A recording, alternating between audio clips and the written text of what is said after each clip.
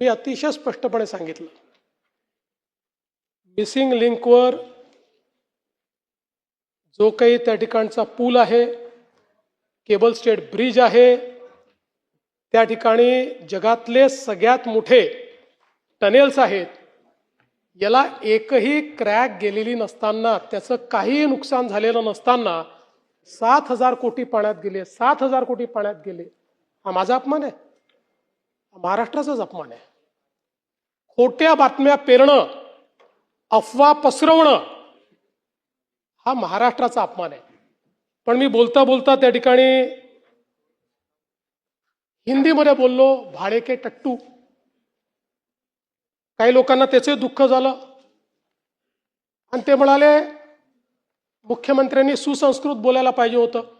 म्हणून नानाभाऊ जाऊन मी अभ्यास केला आणि आता मी भाडे के टट्टू हे माझं वाक्य परत घेतो आणि त्याला सुसंस्कृतपणे भाटक गदर्भ म्हणतो. भाडे के टट्टू नाही, भाटक गदर्भ. आणि जर कोणाला समजलं नसेल तर मग सुपारीबाज. पण मी तर काही सुपारीबाजांबद्दल बोललो. मी टोपी फेकली होती, अनेकांना का लागली मला समजलंच नाही. अनेक लोकांना ती लागली. बरं ते जाऊ द्या. आता मी एक वाक्य हिंदीमध्ये बोललो. आता आशिषजी ते ज्यांना समजायला पाहिजे म्हणून बोललो, त्यांच्याऐवजी दुसऱ्यालाच मिरची लागली.